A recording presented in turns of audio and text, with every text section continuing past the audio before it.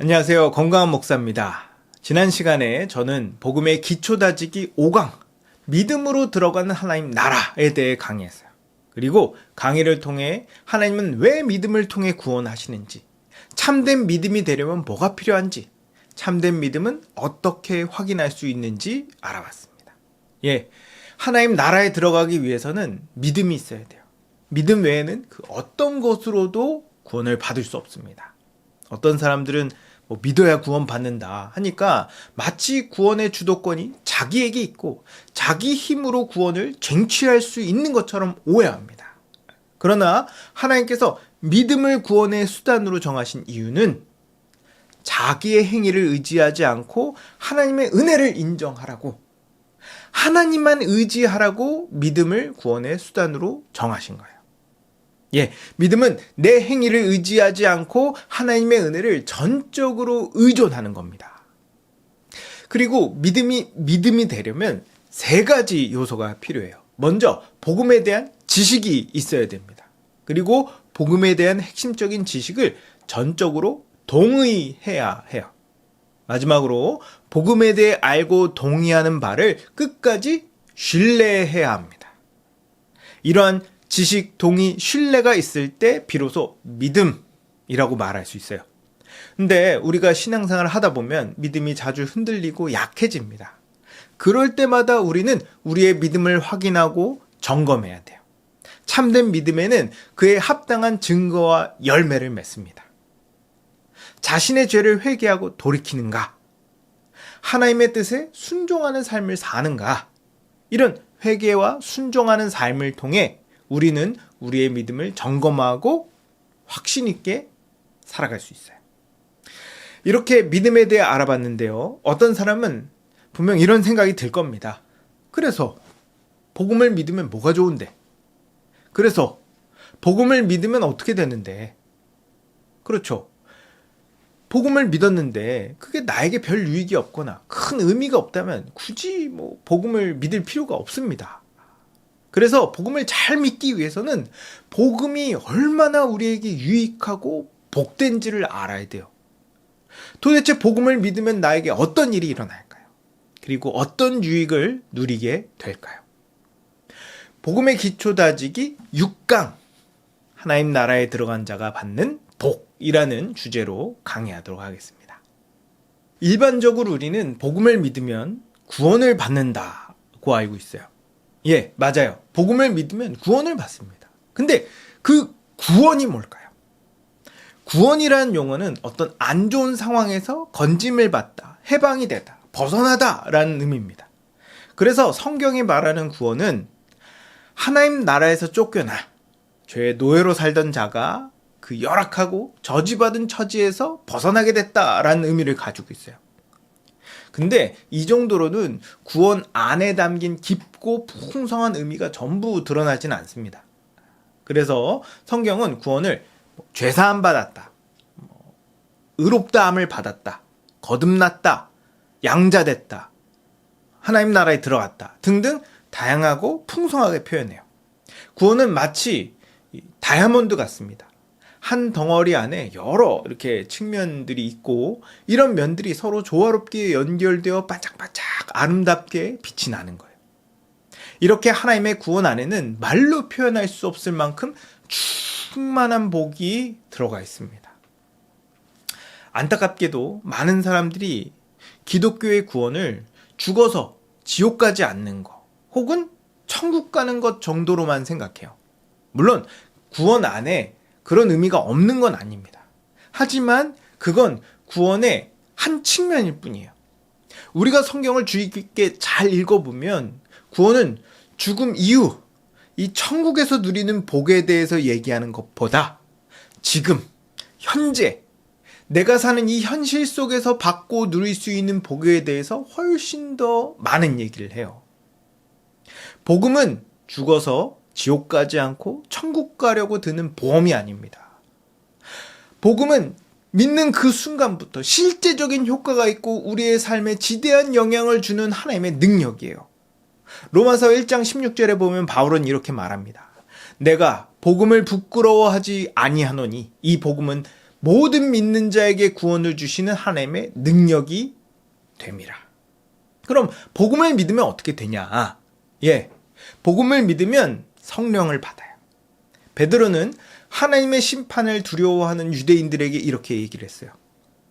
너희가 회개하여 각각 예수 그리스도의 이름으로 세례를 받고 죄사함을 받으라. 그리하면 성령의 선물을 받을 것이다. 성경은 성령을 그리스도의 영이라고 불러요. 성경을 그리스도의 영이라고 부르는 이유는 성령님께서 우리를 예수님과 하나로 연합시키시고 예수님의 모든 것을 우리에게 적용시키시기 때문이에요.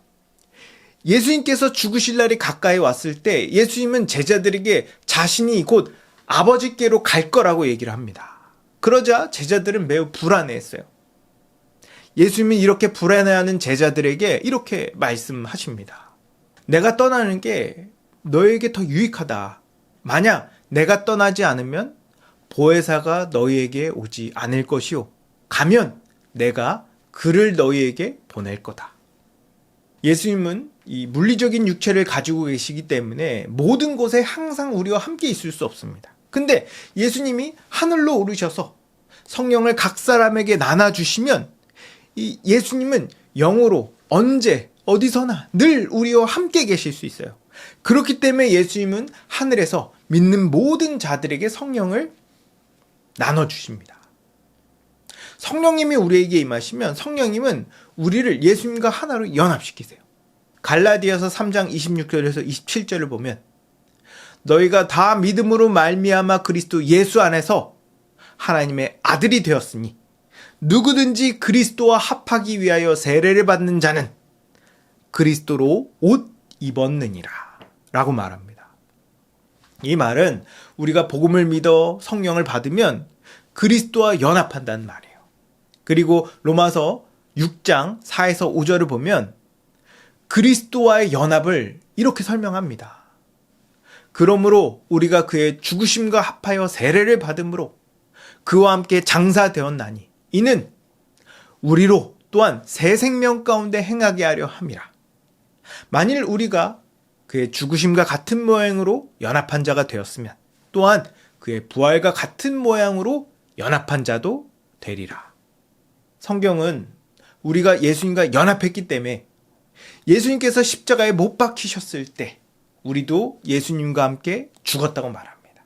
그리고 예수님께서 죽은 자 가운데서 다시 살아나셨을 때 우리도 같이 살아났다고 말해요. 네, 우리가 복음을 믿으면 성령님께서 우리를 예수님과 연합시켜서 예수님의 인격과 성품, 그분의 삶과 공로가 우리에게 똑같이 적용됩니다. 이 그리스도와의 연합이 하나님 나라의 복의 핵심이자 근원이에요. 그럼 이렇게 예수님과 연합하면 무슨 일이 일어날까? 첫째로 예수님과 함께 죽습니다. 성경은 우리가 본질상 죽어 마땅한 죄인이라고 말해요. 그 이유는 최초의 사람인 아담이 하나님께 범죄하여 우리의 인간성이 타락했기 때문이고 또 모든 사람이 하나님을 부정하고 하나님의 뜻을 거역하는 죄를 짓기 때문입니다. 이런 죄의 대가는 영원한 지옥이에요. 그러나 예수님께서 이런 우리를 대신해 십자가에서 죽으셨습니다. 그래서 우리가 복음을 믿으면 믿는 그 순간 죄로 인해 타락한 우리의 옛사람이 죽어요. 로마서 6장 6절에 보면 우리의 옛사람이 예수와 함께 십자가에 못 박힌 것은 죄의 몸이 죽어 다시는 우리가 죄에게 종노릇하지 아니하려 함이니라고 말합니다. 성경은 복음을 믿기 전에 나를 옛사람이라 부릅니다. 우리가 복음을 믿으면 저주 가운데 죄의 종노릇하는 나, 즉 나의 옛사람이 죽게 돼요. 그래서 죄와 상관없는 자가 되고 더 이상 죄의 형벌을 받지 않게 됩니다. 둘째로 우리가 예수님과 연합하면 예수님과 함께 살아납니다. 예수님은 십자가에서 죽으시고 3일 만에 부활하셨어요. 예수님께서 부활하신 이유는 예수님이 하나님 뜻대로 죄의 문제를 완전히 해결하셨고 하나님의 이름을 영화롭게 했기 때문입니다. 하나님은 이런 예수님의 공로를 인정하셔서 예수님을 죽은 자 가운데서 다시 살리셨어요. 근데 우리도 예수님과 연합했기 때문에 우리도 예수님과 함께 다시 살아나게 됩니다. 이렇게 예수님과 함께 살아난 사람을 성경은 새 사람이라고 불러요. 그리고 이렇게 새 사람이 된 사람은 그 순간부터 죄를 짓지 않고 선하고 의로운 삶, 거룩하고 복된 인생을 살 수 있어요. 대단하죠. 아니 근데요, 복음을 믿었을 때 저는 그러한 변화를 하나도 못 느꼈는데요. 맞아요.